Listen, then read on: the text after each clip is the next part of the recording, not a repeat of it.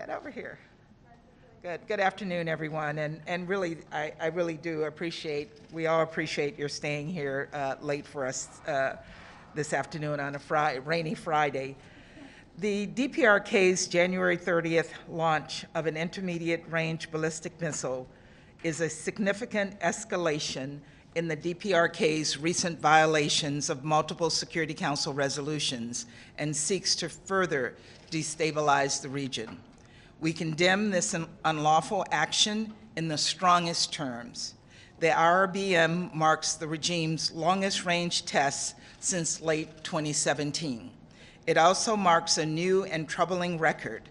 The 9 ballistic missiles launched in January is the largest number of launches the DPRK has conducted in a single month in the history of its WMD and ballistic missiles program.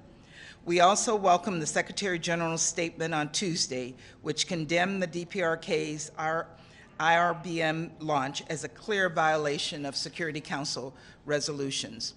We call on all Council members to speak with one voice in condemning these dangerous and unlawful acts.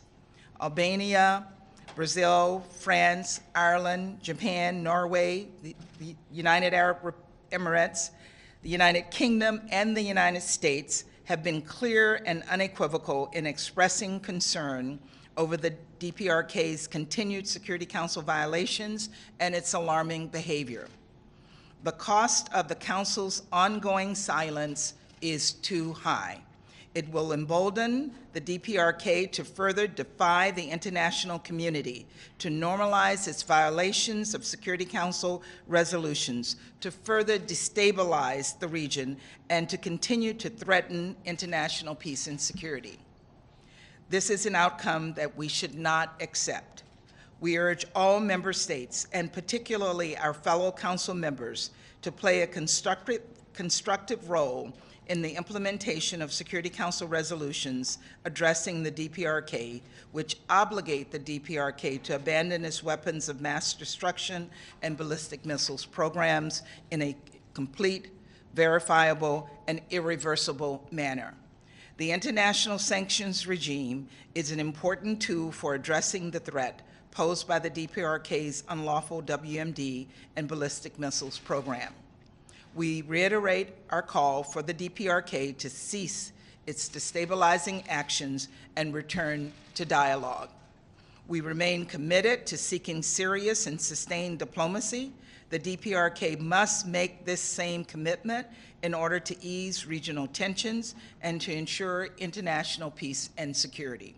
We continue to urge the DPRK to respond positively to the offers from the United States and others to meet without preconditions. We stand ready to engage in dialogue, and we will not waver in our pursuit of regional peace and security and the complete denuclearization of the Korean Peninsula consistent with relevant Security Council resolutions. Thank you.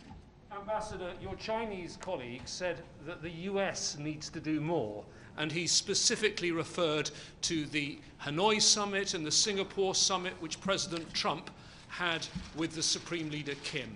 So is it time for President Biden to get directly involved in the diplomacy?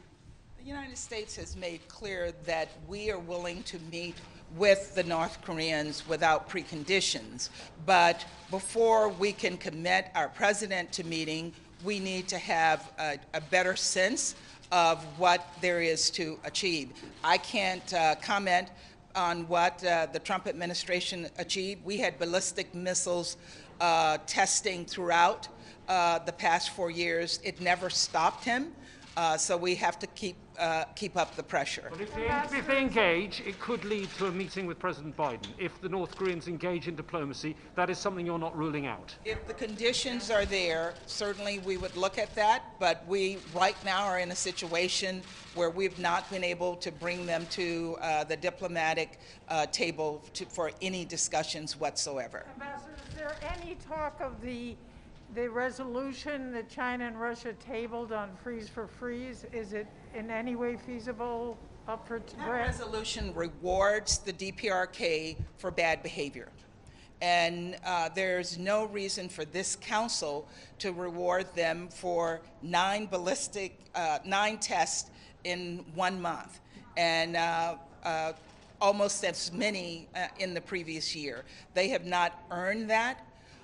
We care about the humanitarian situation on the ground there.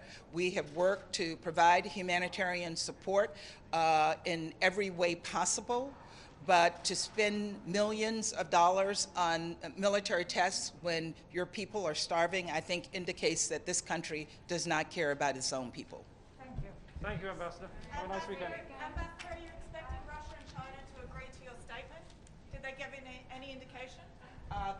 We are still working on that. We were told that the Chinese have sent the statement to Beijing. I think you spoke to him, so you heard that today. Blocked for now. Okay.